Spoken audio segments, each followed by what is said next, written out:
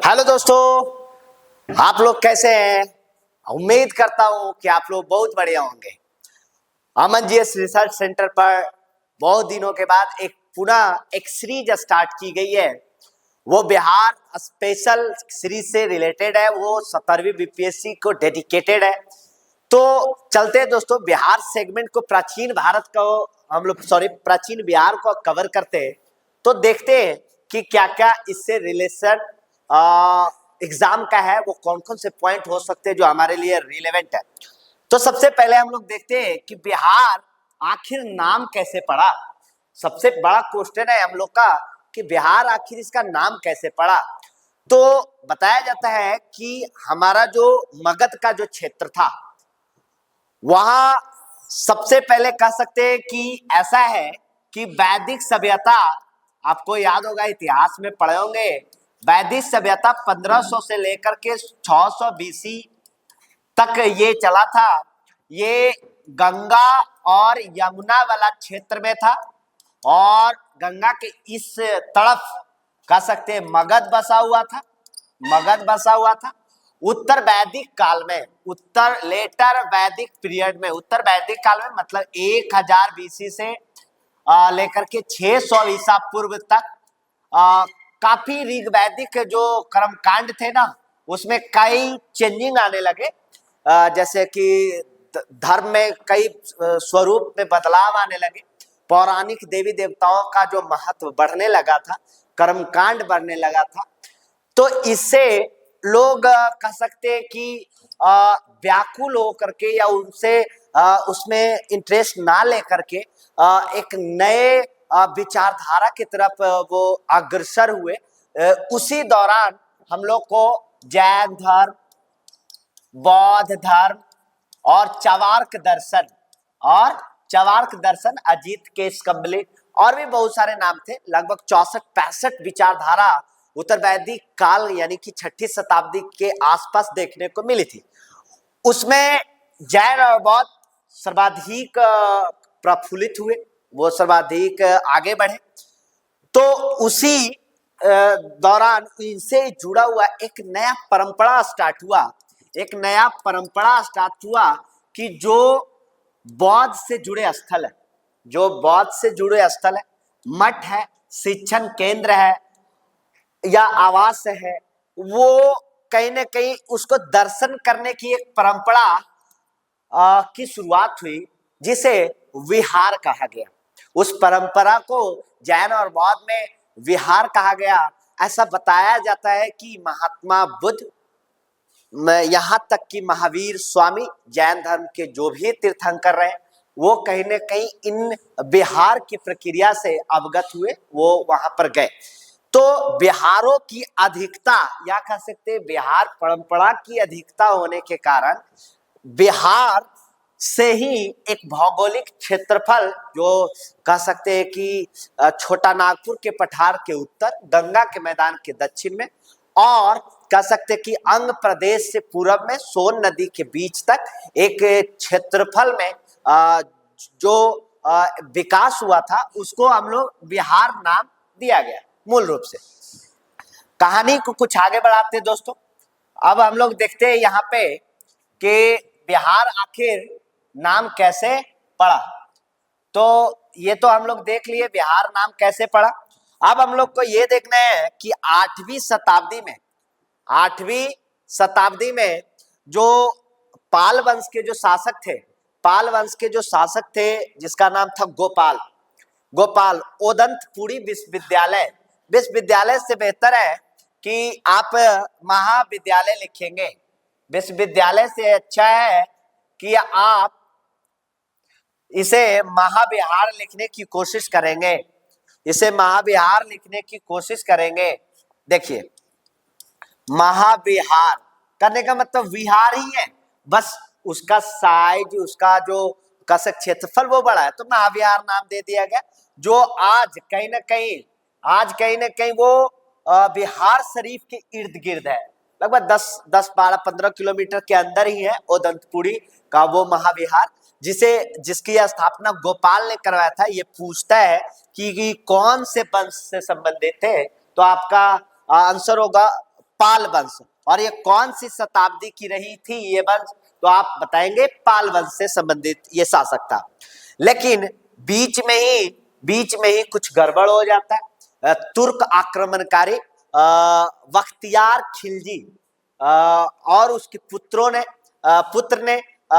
1198 ईस्वी में, वैसे बख्तियार खिलजी ही आपको आंसर देगा, तो बख्तियार खिलजी को ही टिक करेंगे। 1198 ईस्वी में नालंदा विश्वविद्यालय और विक्रमशिला विश्वविद्यालय, यहाँ तक कि ओदंतपुरी को भी वो तहस नहस करके चला गया। यहाँ तक ये बताया जाता है कि लगभग 6 महीने तक वहां की पुस्तकालय जलती रही। तो देखते हैं दोस्तों, अब बात को आगे बढ़ाते हैं हम लोग। बिहार का नाम और कहाँ कहाँ हम लोग को मतलब बताया जाता है।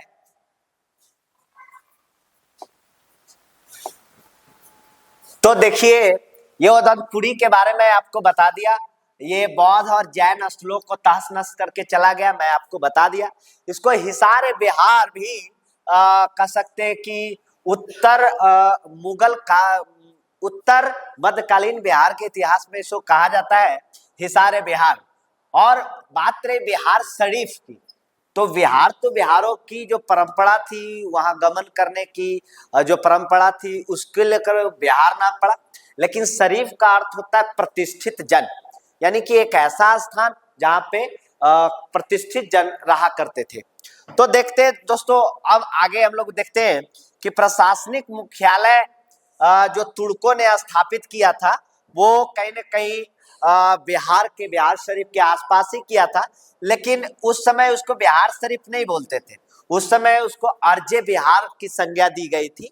इसे बिहारों की भूमि आप हिंदी में कह सकते हैं कि बिहारों की भूमि अर्जे बिहार तुर्क है। इससे कनेक्शन आपसे पूछेगा कि अर्जे बिहार किसके शासनकाल में बिहार का नाम दिया जाता था, तो आप बताएंगे कि तुर्क मुसलमान जब शासन करते थे 11वीं-12वीं शताब्दी में, तब उसको अर्जे बिहार के नाम से जाना जाता था। तो दोस्तों, अब हम लोग इससे आगे हम लोग देख लेते हैं। अब इससे हम लोग आगे देख लेते हैं कि और कहां कहां इससे रिलेटेड जानकारी हम लोग को मिलती है। तो एक फिरदौसी सिलसिला है हमारे यहाँ, फिरदौसी सिलसिला है।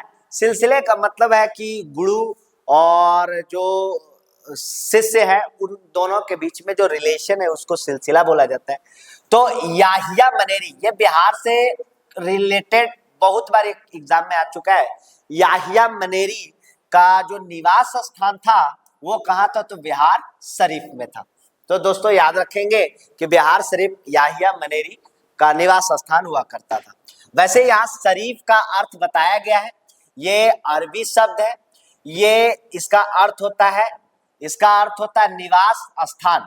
और वैसे इसका अर्थ और भी आप देख सकते हैं, सूली संतों का निवास स्थान, और इसका ये भी अर्थ होता है कि प्रतिष्ठित वो है, प्रतिष्ठित सूली संत का निवास यहाँ पर है।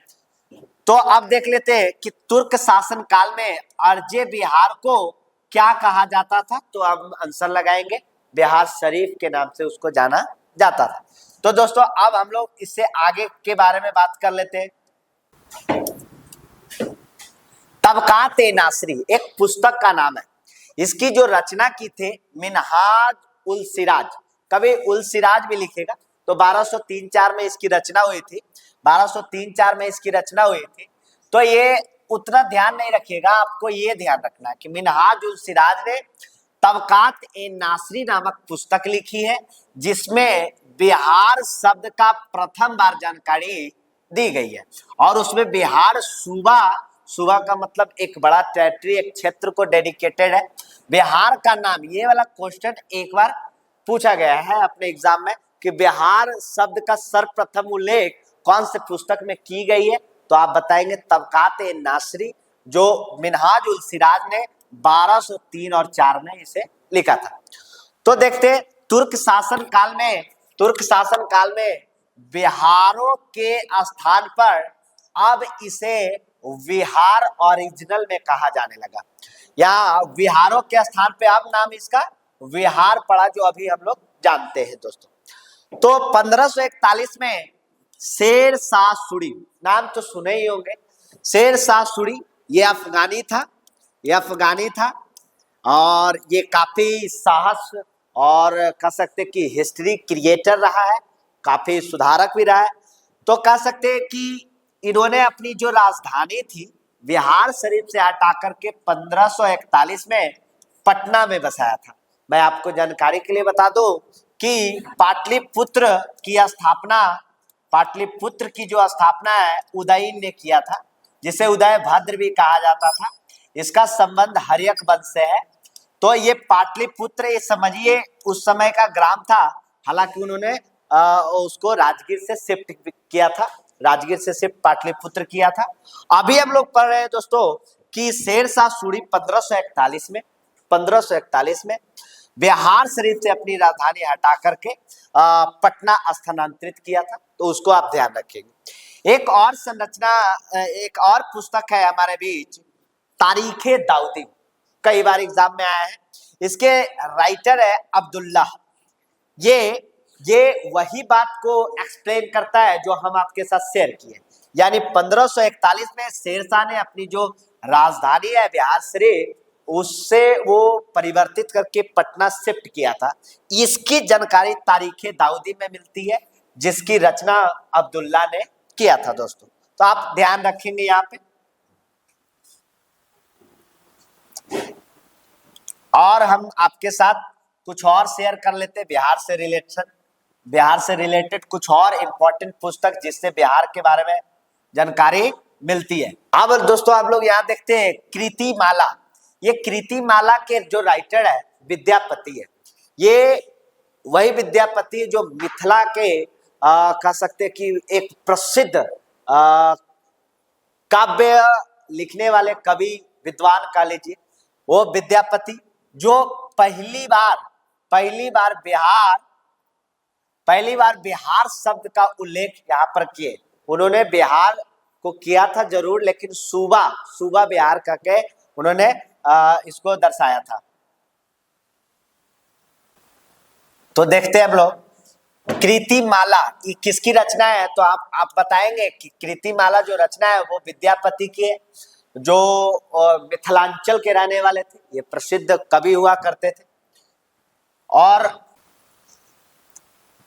देखिएगा कि सल्तनत काल में, पहले तो मैं ये बता दूं कि सल्तनत काल 1206 से लेकर के 1526 के बीच का जो पीरियड है उसको दिल्ली सल्तनत कहा जाता है। फिर मुगल काल चालू हो जाता है।